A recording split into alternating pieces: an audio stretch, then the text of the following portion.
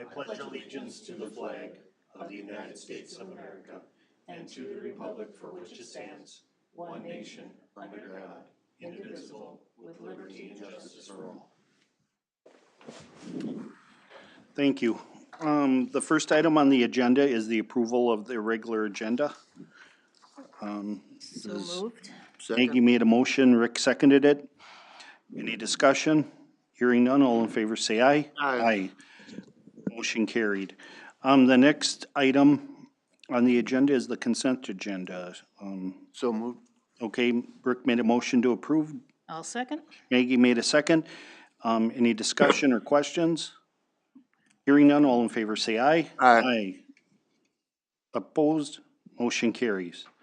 Okay, item number 4 is Civic Plus software presentation. Yes. Did anyone ever log on that you can see? I know Robin had talked to Civic Plus, and they said somebody should be able to join to. Yes. Hello, good evening. Is that Jordan? Yes, Jordan. Yeah, hi, can you hear me? Yes. Yep. Yeah, hi, good evening. So I'm the sales rep who originally set up some of the proposals and liaised with the city of New Prague. My colleague Leon Rogers is also the national product specialist, and he's joined us tonight to do just an overview. Okay. But it was our understanding that you'd like to see both the public side and what the city council would see on each side of the software, both the public and the internal. Is that correct? That is correct. That's correct.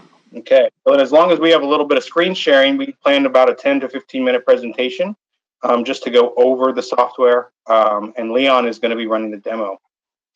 And I'll make sure that he's on there. If Leon, are you there? I'm here and I can hear everyone. I am not certain, though, that I have permissions to actually share the screen. So I need to ask the organizer, which is probably Barb, to give me permissions to be the presenter. I think you are now. Excellent. Thank you very much. And let's see if we can get the technology to work for us. Wouldn't that just be marvelous? So you folks, can you tell me, can you see my screen where it says the Civic Experience? Yes. Excellent. First of all, a little more introduction here. As Jordan said, my name is Leon Rogers. I've been in the agenda management solution space. This is now my 16th year. And I'm going to give just a little bit of business history as well, because things make a whole lot more sense when you understand where these products have come from and what's going on. So for several years, I worked for a company called Municode. And when the name Municode is mentioned in local government circles, invariably, the first thing that people think about are our traditional codification services. And the reason they do that is because Municode is far and away the oldest and largest codifier in the nation. We've got thousands of customers, all 50 states, and been doing this since 1951. But over the course of years, we brought out other services for our local government customers. The one that we've been speaking to Barb and the staff about is a product that was formerly branded Municode Meetings. Well, there was a merger between Civic Plus and Municode. And so the Civic Plus marketing team has rebranded this product from Municode Meetings to Meetings Essential. Leon? Now, the reason yes? Could you pause for one moment? GoToMeeting can. opened up in a weird window, and so we're going to try to open it up in the normal app, so that way the screen you're sharing fills the whole screen instead of just a tiny portion like it's doing now. Oh, yeah. GoToMeeting has bad hair days. I have discovered this my own personal experience. So yeah, you tell me when you want me to proceed.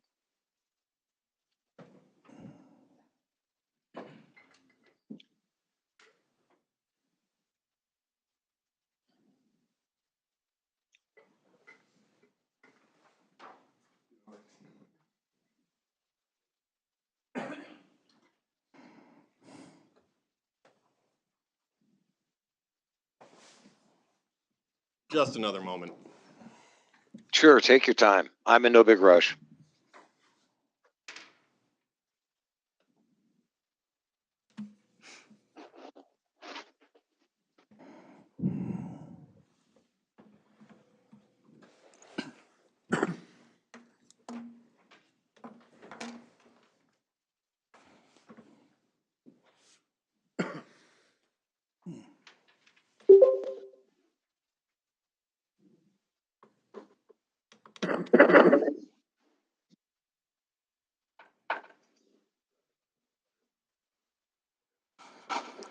Okay. Okay. Thank you. Thank you. Okay, very good. Well, I will continue, and you can all see a larger screen now, I trust.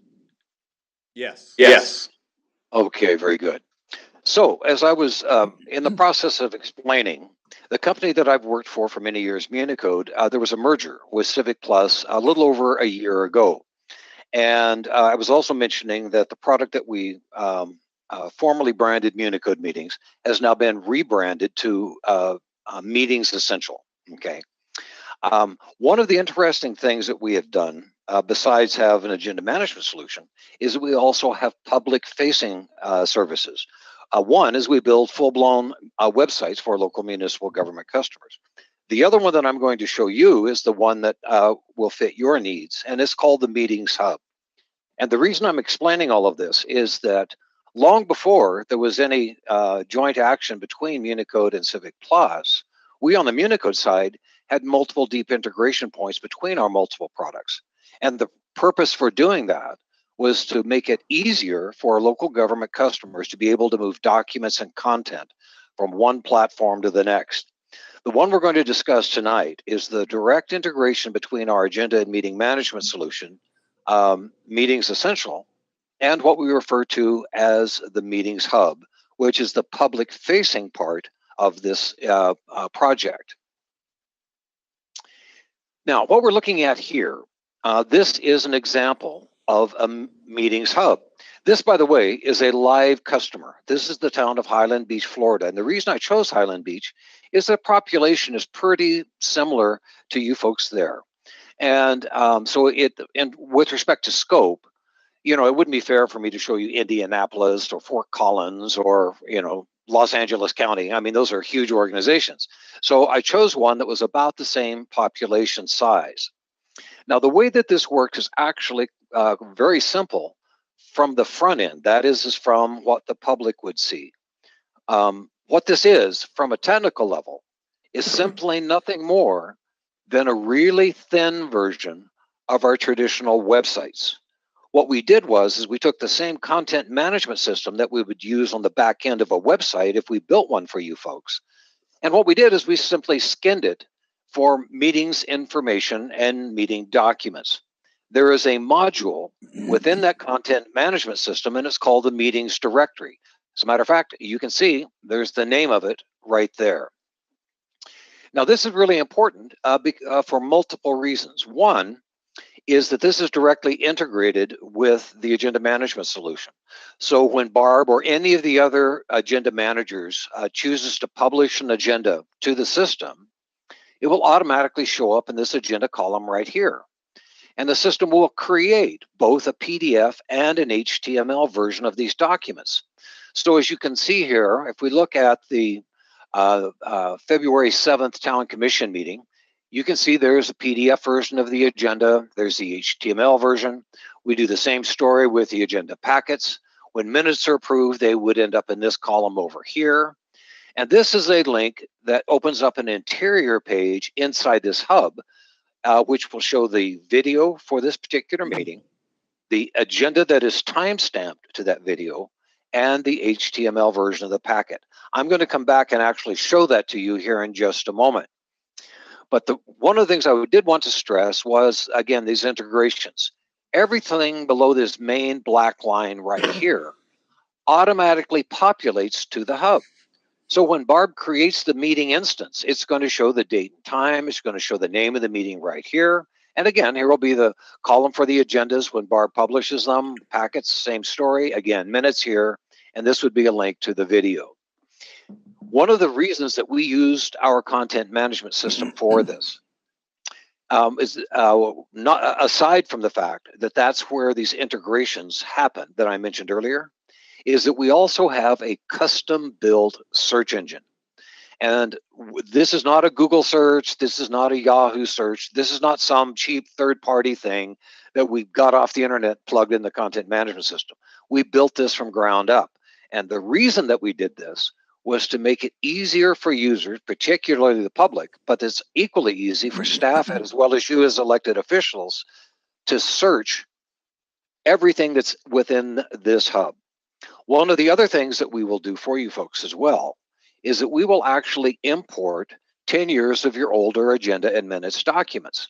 And within this content management system is an indexing module, and that indexer will index all of those PDFs so they are completely word searchable, just as if Barb had created them inside of Meetings Essential. And the way it works is extremely simple. Notice up here, it says search meeting files. You can do keywords, you can do phrases, you can do whatever it is that you need to search. But for this example, I'm going to search the word housing here across Highland Beach's hub. Now, as you folks might think, the word housing or house or any variation of that is a pretty common word.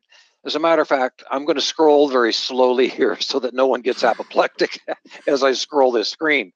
But as you can see, there's multiple pages of search results. Well, this is what we call search overload. People just don't want to scroll through 8 separate pages of, 10 pages or 10 meetings per page. So what we do is we build custom filters for every single customer. Now, the majority of our customers will at least use these two, where you can filter by a specific board or commission. You can also filter by meeting date. Now, if you folks noticed, within 2 clicks of that mouse, I went from over 800 search results down to 1. And this will open up what we call the meeting information, okay? Now, as you can see, this goes back to 2019. This was actually before they began using our system for making agendas and packets. But we uploaded the minutes. And so the minutes are available right there for that particular meeting. The other thing that I mentioned earlier, and I'm just going to back arrow to this. One of the things I discovered when we were visiting with Barb earlier is that New Prague has a YouTube channel. Well, so does Highland Beach. One of the handy things about YouTube is, of course, it's free. And what we do with a YouTube video is have a direct integration to it. As a matter of fact, one of the things that we have recommended in our proposal to you is that we will actually take on the professional service of timestamping the agenda to the video. One of the really handy things about using YouTube, other than the fact it's free for you folks to use, is they have what's called an embed code. And what we do is we actually embed this video for you. You don't have to do anything. We do all of this. We embed this video for you in this interior page, okay? And as you notice, this is actually just a regular YouTube video. But as opposed to a regular YouTube channel, it doesn't have all of the suggested videos out here that YouTube thinks that you should watch. And it also doesn't have all the comments and like sections and all that other nonsense that our clerk customers absolutely hate. We strip out all of that and put only the video. Now, if you notice here at the beginning of this video, it's at 0 hours and 0 minutes. Down below this video is the agenda for this meeting. And if you'll notice, each one of these particular sections of this agenda have a timestamp next to it. So I'm going to click here where it says public comments. And what I would like you to do is keep your eyes on that number right there when I do so. Notice when I clicked on it, it immediately jumped to 3 minutes and 40 seconds. Okay. Now this can be as long or as short as the meeting is. It doesn't have to be a short meeting like this. This might be a 3 or 4 hour meeting. It might be an agenda that's got 20 different sections and 100 different items. Makes no difference at all. The other thing that we do is that we load the HTML version of the packet here on the right. And the reason that we do this is to make it easy for the public if they want to review a document. Let's say somebody that's living there wants to say, wait a minute, what's this strategic plan all about? I want to see that. All they have to do is click on it. And what this does is this will open in an adjacent browser window immediately next to where the actual hub is within the browser. So it doesn't require a great deal of technical expertise to use this. As a matter of fact, people with virtually no technical expertise can use this. And then they can review the document that they happen to click on at that particular point. So all of that is part of the proposal that Jordan has put together for you folks. Now, one of the other questions that came from Barb was, well, what would our elected officials see? Well, here's the good news, folks. You guys get to decide what you want to see. Most of our customers, what they will do is they will review like the PDF version of a given packet. I'm just going to choose this commission meeting just out of the blue. I've not even reviewed this packet. But I know what it will do is it will open in a browser window, and you can now do multiple things. You can actually look at this in the browser if you so choose. You can also download this to any device at all, because we've made our system to be completely device and operating system agnostic. So you can do this on a computer, you could do it on a Mac PowerBook, you could do it on an iPad, a Droid tablet, Chromebook, whatever it is that you want to use.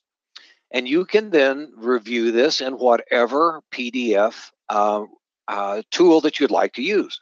Most of our customers, since they already are paying Adobe for licenses for Acrobat Pro, that tends to be the default that they will install on devices for elected officials.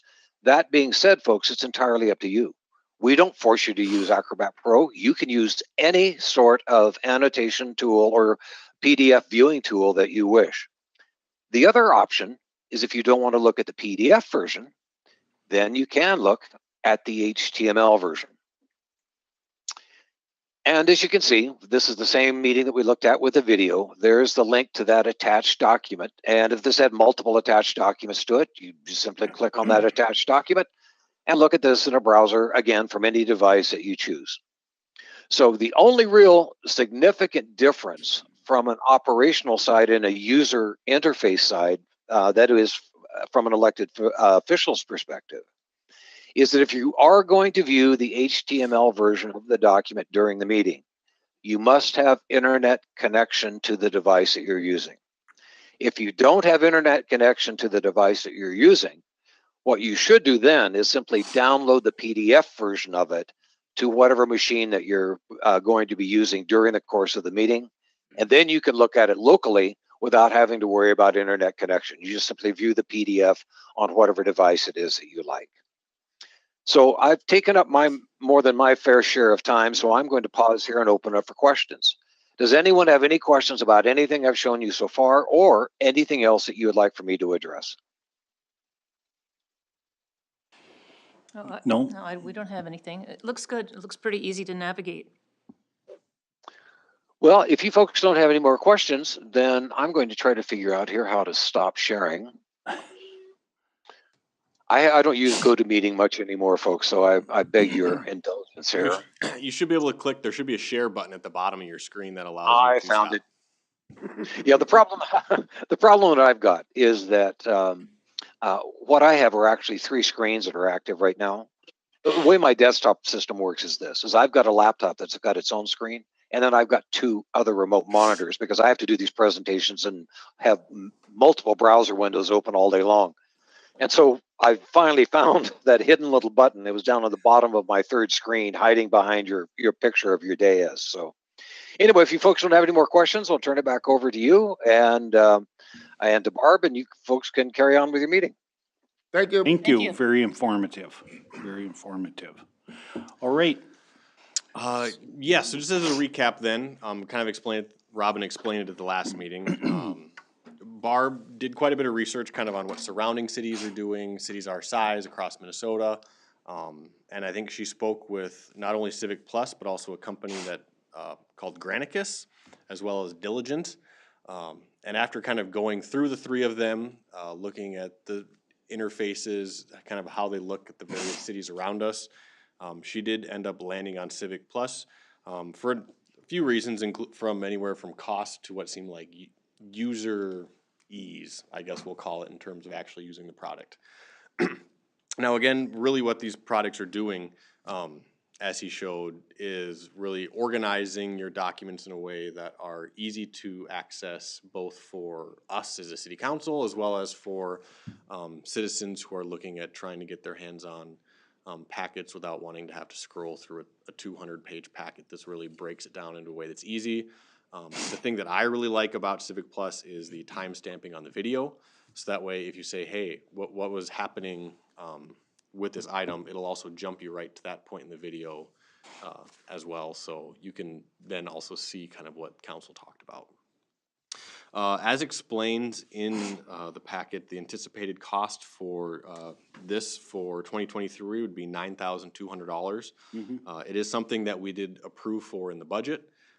So this cost has been worked into the budget for 2023. At this point, it would just be approving actually moving forward to integrate if we want to do this. This would really kind of be the phase 2 in our attempt to digitize and make council paperless, I guess, for the most part. Is it okay if I ask a question? Did, you, Ken, and Robin tinker around with it and see how easy it is to use? This is something I have actually worked with this product in the past at a former position, a number of years ago, actually. I believe Robin and Barb kind of sat through some presentations like this. I don't believe Ken was in on any of those. Though he, I think he maybe has seen it on other websites or. They're a good one. Yeah, I think this is one of the more common ones. If you were to look at many of the cities around the metro area, end up going with Civic Plus. I think it's a pretty commonly used one here in Minnesota. The one thing that I should have asked during the demo Yeah. is if we access our packet through Civic Plus, do we have a way to annotate? Yes, you do. So you pull it up as a PDF. You can manipulate it. And it was something I actually have it on the agenda because you'd mentioned it last time, wanting to see how you could manipulate. So we could actually just do that real quick right now if you'd like to. Yeah. Instead Because my Adobe doesn't allow me to put in comments. So do you have Adobe pulled up right now? Yeah. All right. Because I tried playing. Okay, yeah, you've got Microsoft Edge pulled up. And I believe all you'd have to do here is click Add Text. And that would allow you to draw a text box. Oh, okay. I was looking for the little comment boxes. Yes, and so Microsoft Edge, it says at the top of the screen, add text. If you've got a packet pulled up using Adobe Reader, which is their free version, over on the right-hand side of the screen, there should be a little yellow comment box that says comment, and you can click on that, and then it will give you a few comment options, including adding a box. So there's certainly a way that I think most PDF editors now, even in the free version, allow you to annotate, add comments, highlight, that sort of thing. I got Adobe up right now, there's no yellow box. If I can highlight. And this is Adobe, Josh. Oh, is it? Yeah. All right. So yours would be this button right here. Yes, IT specialist. Yeah, we heard it. So yeah, if you. Everybody heard it, the mic picked it up. Oh yeah, so you clicked on it, and now you could basically click into the Oh, document, right. and it allows you to. Oh, nice, that's Would you like me to show cool. you as well? You can. This makes for great TV. Yeah, you're just gonna click this add text box right here, or highlight if you want to highlight something specifically in the document. Or I guess it'll read aloud for you too if you'd like it to. Wow. Audiobook the council packet.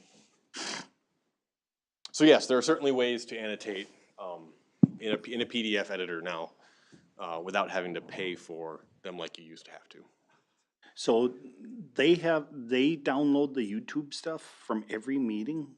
I or- don't know if it's directly downloaded or if they are able to embed it. So basically it looks like it's downloaded, but it's still being hosted on a YouTube server. It just kind of fits nicely into the screen. I believe it's how technically what that embedding does. It's not on their server per se. Because that's the other thing that, yeah, you got the agenda, but then you got to dig on YouTube if you want to look at Yep, previous council meeting. Yeah, so in this case, your agenda, your minutes, your whole packet, the video are all could all be on one screen for you to use and access. And a timestamp, that's nice. The timestamp thing is really nice, especially when you're looking back to try to get something on quickly. Okay, any other questions? Otherwise, I would take a motion to approve authorize the purchase of Civic Plus if the council would like. I'll second. Okay, there's been a motion and a second. So one thing I'll just mention too, I believe, with our quote, is that there is the authorization for up to 5. I will have to look back on that, or yes, up to 5 boards, was their Oh. smallest package, and so if we have other boards that would like to kind of start going paperless and using this, we can start kind of integrating so that all of our, hopefully, over the next few years, maybe we can get all of our city boards kind of using the same platform. Will you start having them in here then so you can record them or what? Yeah, I mean, whether you do that or even if you don't end up recording them, you can still have all the agendas and packets available. So minutes. Yeah, so you can access those at any time if you would like. Okay, any other questions? Otherwise, all in favor say aye. Aye. Opposed, motion carries. Thank you. We don't have the city engineer here tonight. Are there any city engineer updates? I believe the only updates he really had were in the packet he included as his Yep. little update letter that he includes for every meeting. I don't know if there's any really currently big outstanding updates other than for the 2023 project. The bid has been opened, I guess, and it will be closing here on the 24th at the end of the month. The other big one being, and I don't know if Matt planned on talking about this later, I'll step on his toes if he did. We did start the tree removal process for the 2023 project, and so you may or may not hear from a resident who claims that they didn't even know this project was happening. But that process has begun, and I know that our staff has been out trying to meet multiple times with everybody to make sure they understand what's going on. I know Matt had a meeting today with a resident for over an hour trying to answer all the questions and make sure that they understand this whole process and what's going on and why a big tree in front of their house may be disappearing, that sort of thing. So we are out and trying to get the word out. Even if we've talked to people, we'll talk to them again. So if you guys hear anything, you're more than free to send them our way. Okay. So the next item on the agenda is the public is invited to be heard on matters not on the agenda. The speakers are limited to 5 minutes, and after that, after hearing the people, the council will take the comments under consideration. So is there anybody that wants to speak? Yes, sir. Yes, Fred. I shouldn't be so formal. Can I just? Sure. How you doing, bud? Don't have a copy for everybody, so if the group over here could kind of share this. Okay. And then just stand at the podium and state your name and your organization. Okay. My name is Fred Simon, and I'm the current president of the New Prague Area Historical Society. And my intent tonight is to share some information historically that has to do with the Paul Komarek room at the library. And what I handed out was a brochure that was put together by a group that was headed by Bruce Wolf back in early 2000 timeframe. And Bruce had also sent a letter out to the New Prague Historical Society, and I'm going to read some comments on this letter. And basically this is to provide a historical context. Okay. I'm going to be meeting with the Scott County Library Board this coming Thursday. So this is from Bruce. He says, I'm writing this letter to provide some background information regarding the Komarek Heritage Room at the New Prague Library. I became involved in 1998 with some members of the Friends of the Library group to work on an effort to remodel, add space, correct some deficiencies in the New Prague Library building. This effort had begun years earlier but was stalled with no recent activity. We formed a Citizens for Library Expansion Project Committee, which later became the Room to Read Task Force. I was the chairman for this group. We worked with Scott County, individuals from the city of New Prague, and others in the community to form a needs assessment and a plan to present to the city council. I presented the plan to the city council with a request for formal support and funding for architectural design and concept work. This work led to the request for a referendum, which was approved by the city. The concept plan presented to the city and incorporated into the plan the referendum materials, our grant application, and subsequent solicitation pieces included the space to accommodate the Komarek Heritage Area. It has been my understanding that the space was to be open to the public, available for use by the Scott County Library System, and would house the New Prague Historical Society's collection, storage, genealogy research, and provide workspace. I have included a copy of our fundraising brochure, which also describes the project in the Camargue Heritage Room. And then at this point, the New Prague Historical Society donated $65,000 that was needed to complete payment on the library addition. And besides space in the room itself, we were told that we could store items in the storage closet. And I just wanted to share this information because of the meeting that's coming up this Thursday.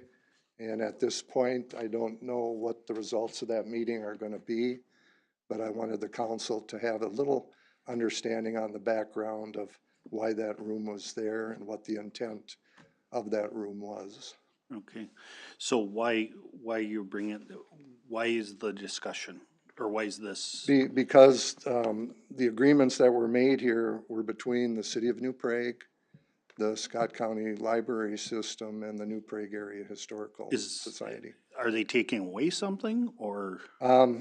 There's good potential that there could be some major changes, and that's what's going to be discussed on Thursday at this meeting.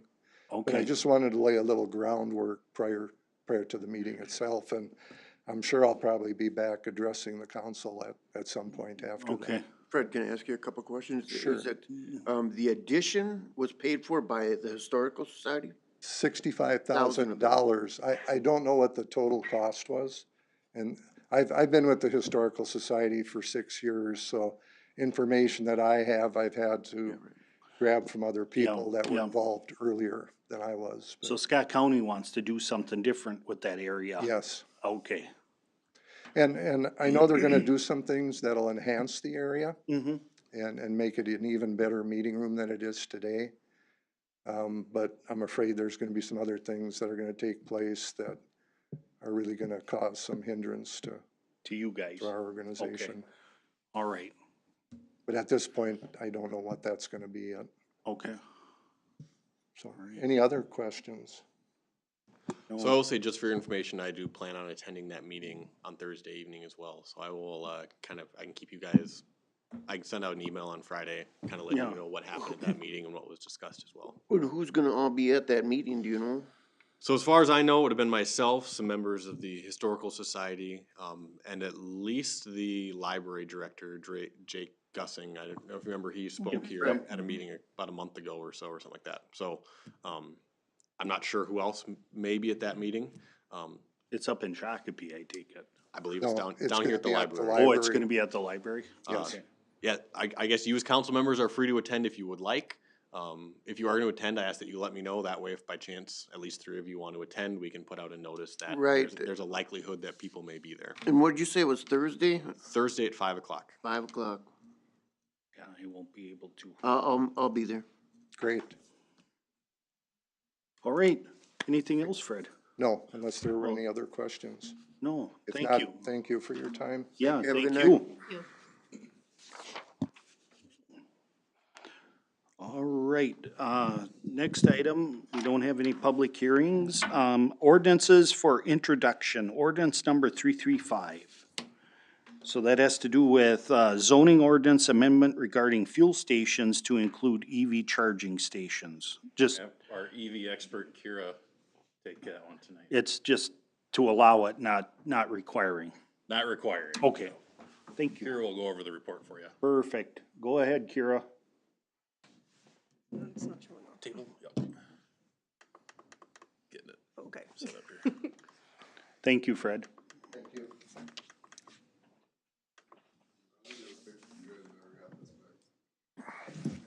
It was working last week. All right, speaking presentation. Oh, okay. Oh, was that it for a second? All right, yeah. Okay. Just talk to it. Okay.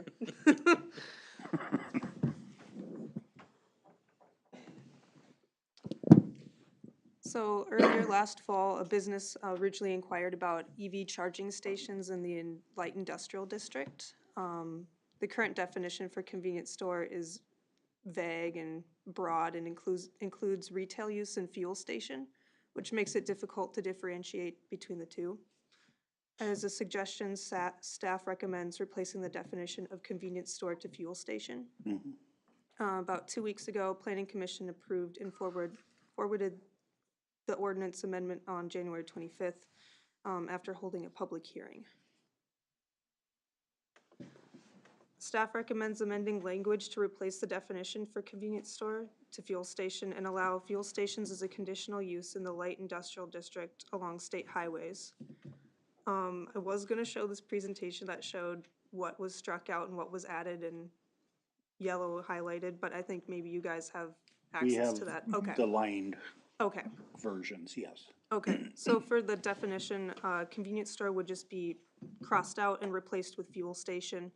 The definition is basically the same thing, except we would also it would also include electric energy for electric vehicles. So that would still have gasoline, diesel, and grease lubricants, but we're just adding electric energy for EVs.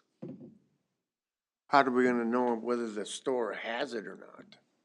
Are all stores gonna be required to have it? No, Electric vehicles. No, I mean, they're very similar to fuel pumps. There'll basically be one sitting there. And so really what this does is allows convenience stores to have one, both, or either of them. Our code was very vague on whether they were allowed or not. And so we're just incorporating languages that allows alternative fueling abilities. Okay. So the definition of fuel station, it has in parens, stored only in underground tanks, and then it lists kerosene, motor oil, lubricants, grease, engine fuel. So electricity is not stored in an underground tank, so that phrase just seems to be a bit misplaced. yeah, and then I think of propane too.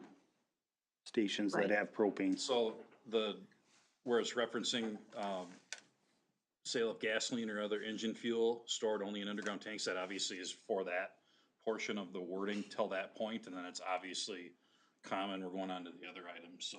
Yeah, I think it's clear, I don't know. Oh, yeah, so that parenthesis gotcha. only deals with the engine fuel. Prior to it, Automobile yes. fuel, okay. okay. But to your point though, too, would propane be included in this list? Yeah, cause it's not in there either. We probably can just add that. Yeah, that probably should be That's added. not a problem at all. I Yeah, don't know that we have any Yeah. propane fueling Yeah. for vehicles, other than we have propane, bulk for, charcoal, or Yeah. not gas grills. Yeah, that type correct. of thing. But they Yeah, we should they include could that. set one up. We should and- include that. Yeah, Easy enough to add. okay. And then for conditional uses, they're still remaining the same for B1 and B2. We would just be replacing convenience store with the title of fuel station instead. And then same thing for B3, but in the light industrial district, we would allow fuel stations. And then for off-street parking and loading, it's the same thing as convenience store, except we were just saying one pump or charging station, so it's more inclusive for EV charging stations. And then this is basically just like the standards for convenience stores. All we're just replacing is the word pump for fueling island so that it's also more inclusive. Mm-hmm. And then these are 3 things that we wanted to add to that standards of fuel stations. Fuel stations in the B1, B2, and B3 districts must have an associated building with retail sales similar to those outlined in the fuel station definition. And then fuel stations are only allowed as a conditional use in the light industrial zoning district when the property abuts a state highway.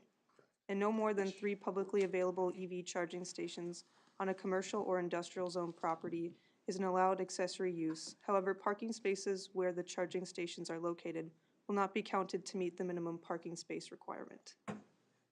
If you had 3 parking spaces on your lot, and you wanted 3 EV stations, you're gonna have to add 3 more parking spots to to meet your minimum. So, Because you could have EV cars sitting there for quite some time Yep, charging, so we didn't yep. want that to eat up the minimum.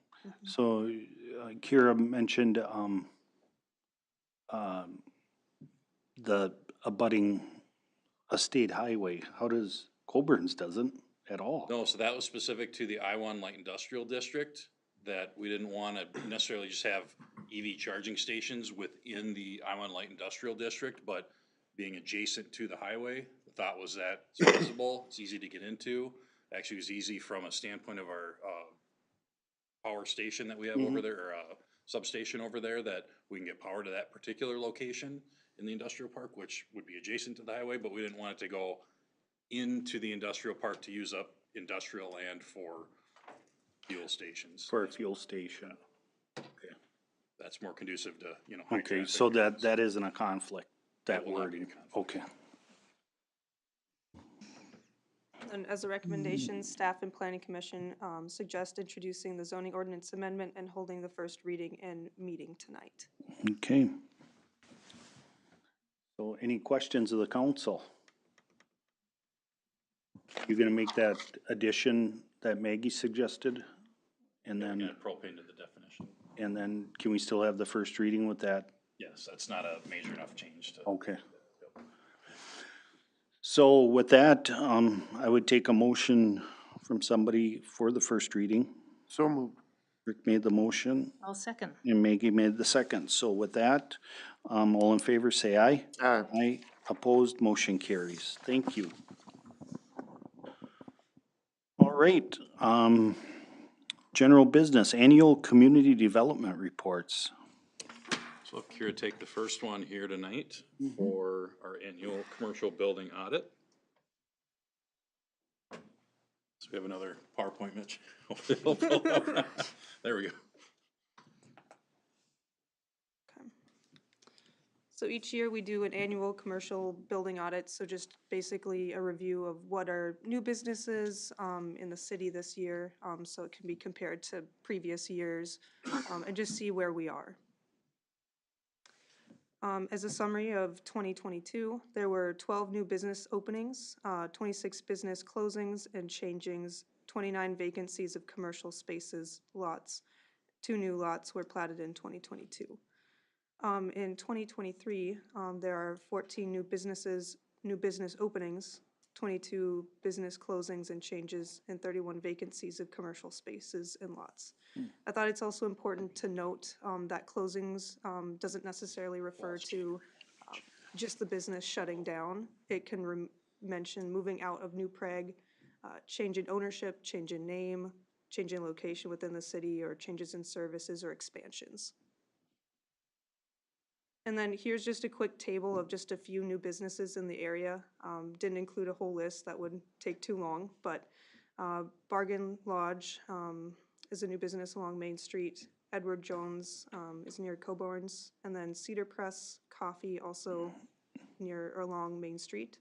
And Legacy Auto Works, Euro Works, well, I believe that was Pete's. Pete's Auto Repair outside of town, but we track in a kind of a periphery of around town too, because they're good businesses for the community. And then 2 If by Sea Tactical. And then just some noticeable business changes. McDonald's built at 101 Chalupsky Avenue Southeast, and a former location, 110th Avenue Southeast, is still vacant. Wraith Auto completed a 3-bay shop addition. MVE Biological Solutions is completing an interior renovations and over 26,000 square feet in building additions. 2 commercial lots platted in front of Coburn's in New Prague Commons Development. One of the plats was purchased by Heartland Credit Union. Farmhouse Market closed, and so did Dorzinski Barbers.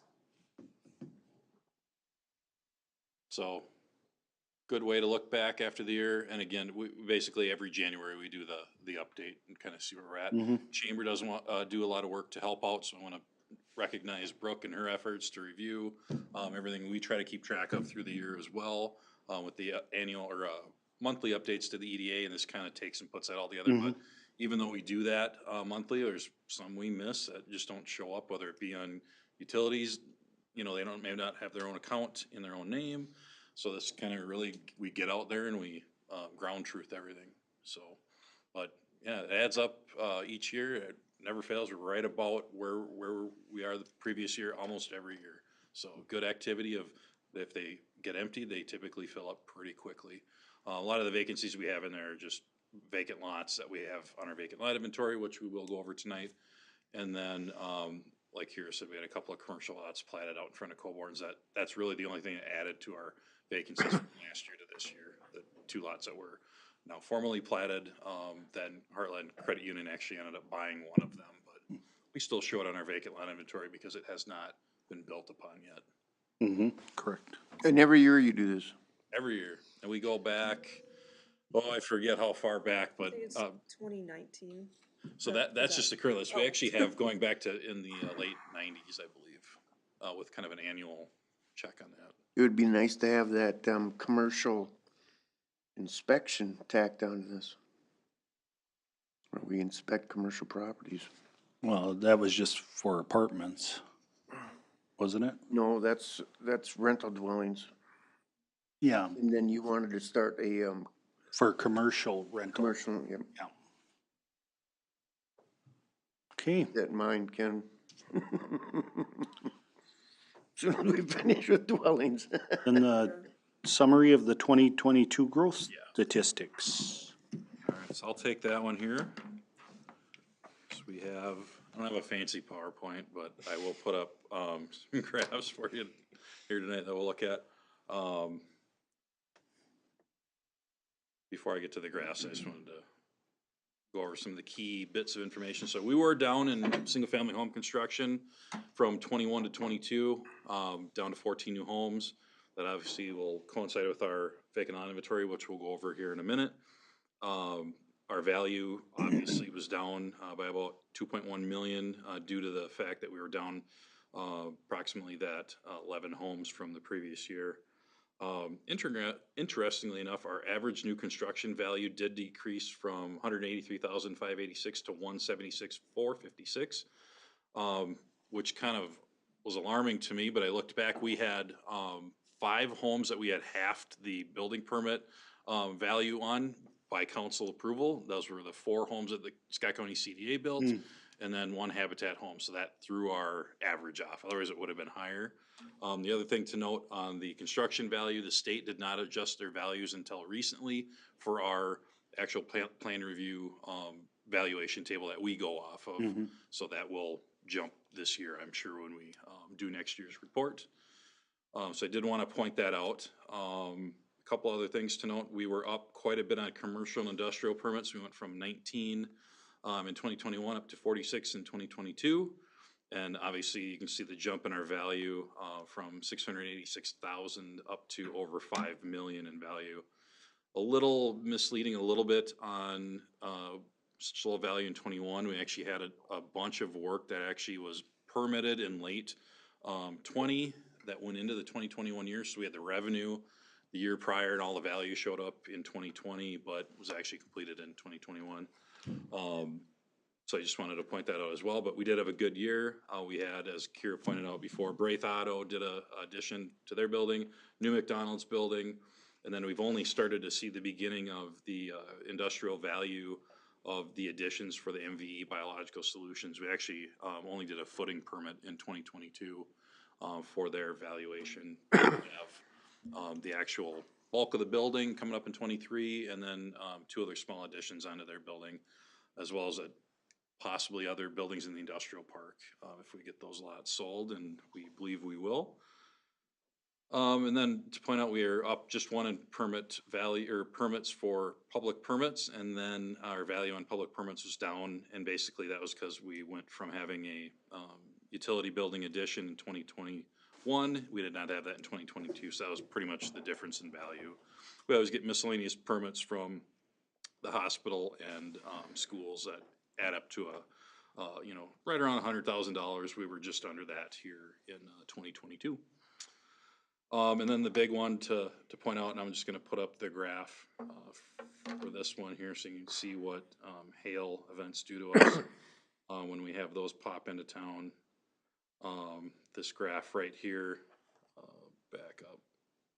Miscellaneous permits is everything from roofing to siding, to pools and whatnot.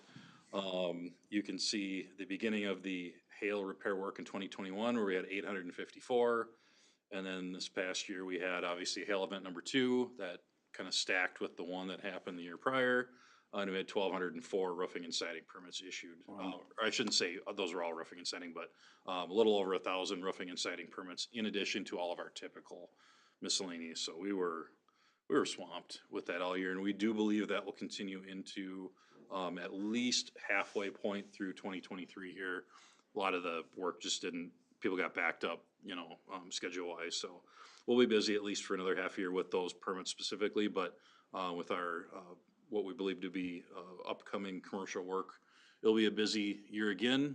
I think we'll still be down on the residential. We just don't have a ton of inventory for residential homes, but we'll go over what we have when we go over that vacant lot inventory. But other than that, I'm not gonna go over all the graphs in here since I kind of went over the numbers, but busy year, good valuation, good revenue.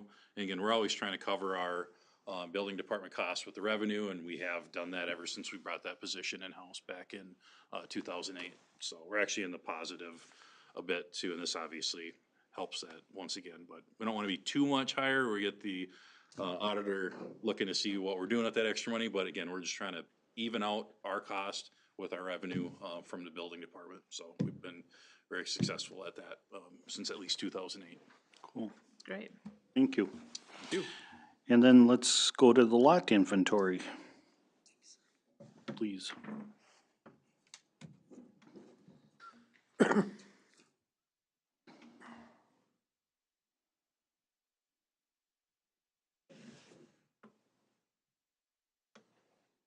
Popped up.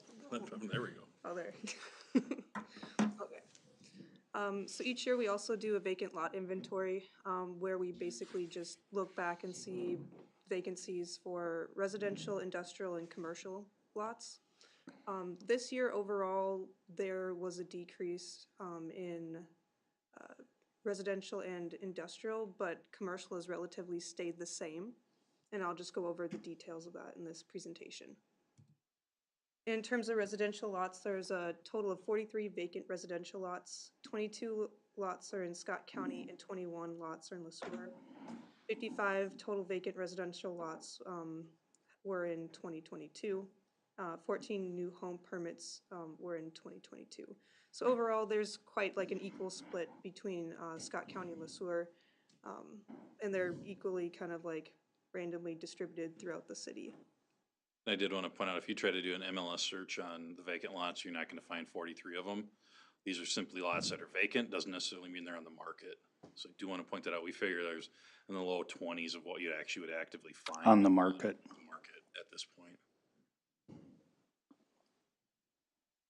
In terms of commercial lots, this year there's 11 vacant commercial lots available, roughly 21.7 acres. Last year there were 10 vacant available lots. That doesn't really mean exactly what we think it means. Basically, Outlot A of New Prague Commons 2nd Edition was split into 2 lots to form New Prague Commons 3rd Edition. So it appears that we have an increase in commercial lots when it's basically the same thing, but just the lot was split. And then in terms of industrial lots, 7 remaining shovel-ready sites are being purchased. You can see in the left-hand side of the picture that purple horizontal area. Those are all pending. There are 2 vacant industrial lots still available. There's a parcel that's just north of the fire station. It's kind of hard to see in the presentation, but it's got a little 1 next to it. That's one of them.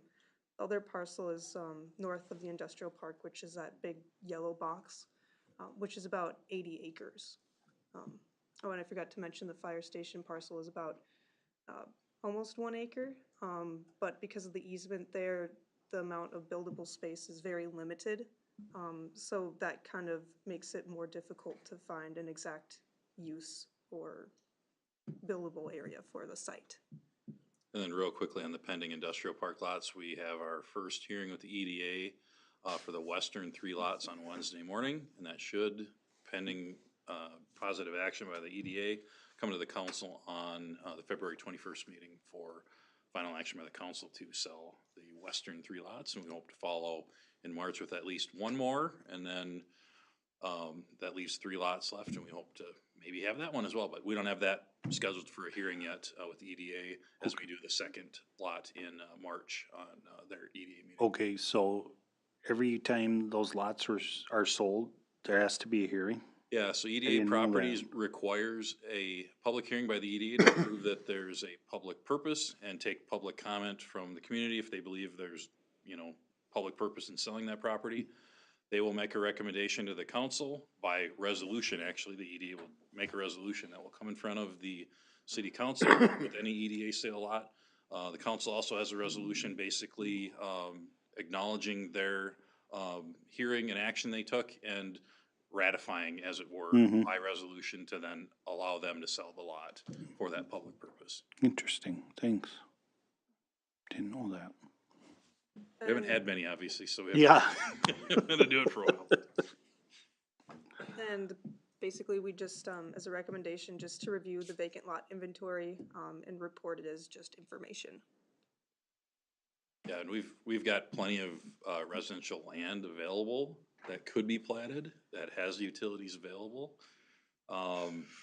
We can't force anybody's hand to Correct. to plat or anything, but we're certainly not in a position like we're out of land, to build on. So it's gonna just take a landowner to move forward and do that.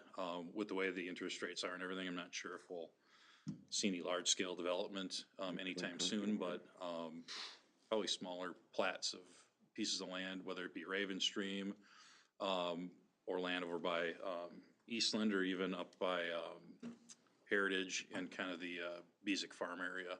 Those are all available, hundreds of acres available that can have utilities easily extended.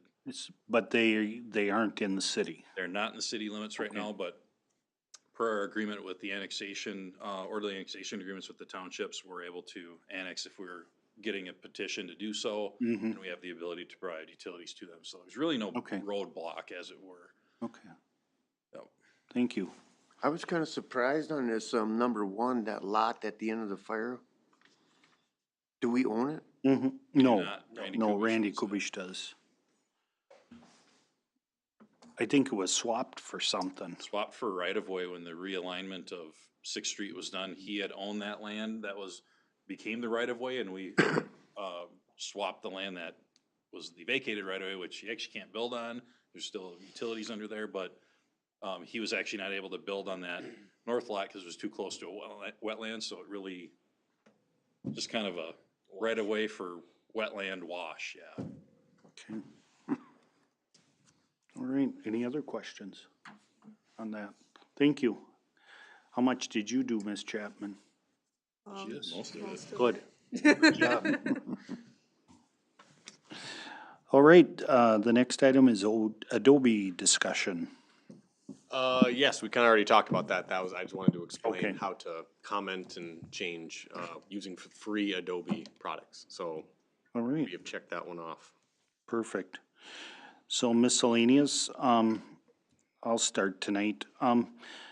So with the reconstruction on the other side of town, a question was given to me over the weekend from a resident, and wondered if the city has a policy or if we replace trees that are cut. And, I asked Josh if we do have a policy. We don't. But, we take down trees, we should be able to somehow work something with the resident that a tree gets replaced, especially now we want to be a Tree City USA. We have a tree ordinance and stuff. So I would like to see if staff would be able to look into that, maybe nose around to other communities and see what they have in place, if they have anything in place. Yeah, that's something, And- we can certainly look into any sort of tree replacement or Yeah, I wouldn't even know. tree offering program. Yeah, just something, cause I know we talked about maybe having that eventually, because with the, ordinance, it talks about establishing a tree farm, and that comes from the ash borer, doesn't it? Yeah, that Right was all now, from the that, ash borer, yeah, Yep. but this might have to be a little bit circumvented, you know, just to help out Right. if the city council does decide to, but I would like to direct staff to look into that at least. That's my comment. Can you give an example of, in particular, this situation? Well, like in this situation, the resident asked, you know, if the city compensates for the removal of the tree. A tree on a boulevard? Correct. Okay. But then, and I said no. But then, you know, but then those trees are still gone. They're important, or they were important because for having trees in an area. And then she asked if the city provides a stipend or something, you know, to replace it, maybe a different part of their property or, you know, where they could plant it. And we don't have anything, and I know some cities,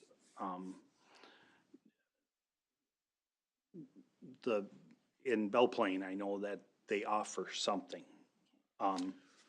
Yeah, so just Yes. real quick, I typed in Shakopee, and apparently every Arbor Day, the city of Shakopee has a tree buying program that any citizen can buy a tree. I'm assuming that they're getting a slight discount by buying through the city, that the really Yeah. city is just passing on the And- savings. We looked into that from the Scott County, or, It's, Scott County SWCD as well, and they would offer that. I believe. yeah, and then, but there's a limited amount. I mean, it's certain kinds you Correct, I mean, can buy, yes, and they're not also, yeah, so for this particular one, you can only buy 2 trees per year, of a certain size that they Mhm. provide for you. yeah. Yeah, so anyway, did that answer your Yeah, it question? did. Thank you. Okay. That's all I have. Maggie? I don't have anything. No. Rick? Okay. Josh? A couple things. It has been announced that April 11th, from 10 a.m. to 6 p.m. is our meeting for the Board of Review and Equalization. This is property owners' opportunity to learn more about their property values and or appeal the value that they have been given by the county. So that is something the county does for us every year at the courthouse. So this year's meeting is on, as I said, April 11th from 10 a.m. to 6 p.m. at the Scott County Courthouse. Okay. Other thing, I know I've kind of been keeping you all updated on the pool situation over at the Aquatic Center. They believe tomorrow they'll be able to open it up to one of the swim teams can start using it. It's still a little cold, but swim teams actually prefer to be colder than where they keep it, and so they have no problem with it being a little chilly. By Wednesday, it should be up to temp and the main pool back open to the public again for normal use. So I know when they went down in there, they found quite a bit of glass all throughout the pool. So it was one of those things where it spread very quickly in the water, and they ended up completely emptying the pool, vacuuming it out, cleaning it, kind of doing cleaning that they probably needed to do anyway. So it was a good chance to just kind of freshen up the whole pool But area. it came at a bad time. It just kinda. came at a terrible Yeah. time. Yeah. Or should I, an unplanned time, Yeah. I guess you could say. So someone just made a mistake about bringing something glass poolside. From what I've heard, basically somebody brought in a glass water bottle and it broke. And when they went to grab it, the glass slipped into the pool. So. Yeah. But yeah, generally, I believe things like glass products are not allowed in pools for that very reason. Yeah, yeah. Well, considering how long the facility's been open and this is the only time it's happened, it's. And that is all I've got. Okay. You're not gonna say that you were a daddy or anything publicly? Well, I mean, I already announced it. Yes, as I stated in my update, we had our 4th child, I'd count 4th on Monday, Emery Catherine, little girl. That's how you say it, Emery. Emery. Okay. So I'm living off of coffee right now, basically. Cool. Congratulations. Thank you. Ken? I don't have anything more. Nothing? Okay. Tim?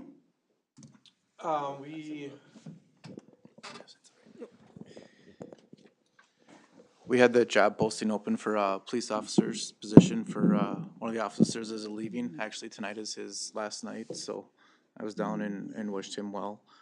The posting was open from January 19th through February 1st. We had 5 applicants. We advertised in the paper, the extra, and on the post board. Not an ideal number. A couple of those are repeat from previous processes that we've ran in the past, but as I look on the post board, currently there's 134 jobs right now, which is almost unheard of in our field. And we're battling with not only the state, but it seems to be a large influx of agencies in our immediate area that are hiring. So within Scott and Lee Sueur counties, so it's been a little tough, but we'll see what we can get from that group and move forward. Last week I did attend the Cleo and Commandant Academy in Camp Ripley, so that was good, very good experience. And lastly, I have this is called CatGuard. This is for catalytic converters. So they're able to put these on to catalytic converters and then track them if they are stolen. And it's a very cool program, partner with the Department of Commerce. So we're able to give these to our auto repair shops, and then people can choose to have them put on or not. And it's very easy to do. It's a QR code, and you just scan it, enter it, and it's easy. So I'm going to be working with the local auto repair shops here in the next few weeks here to try and get that set up. And I had to order these, and I talked with the gentleman at the Department of Commerce who said he has them sitting in his office, and they're on their way. So just a matter of getting them here and working with the auto repair shops to get on board, and hopefully they all want to do it, and we can offer that as a service to our residents. There's like a template in there that they engrave or? Yeah, they're actually put on with like a heat seal, and these are really cool because if the person that's if they try to pick this off, it shatters into 1,000 pieces, so they can't actually physically take it off. So it's a great program. So I'll bring this up, and if you want to see it, I'll show it to you. So, Cool. Yeah. Are the car dealerships down like Bowser and stuff like that, are they gonna start putting them on new vehicles? I don't know the answer to that. That's a great question.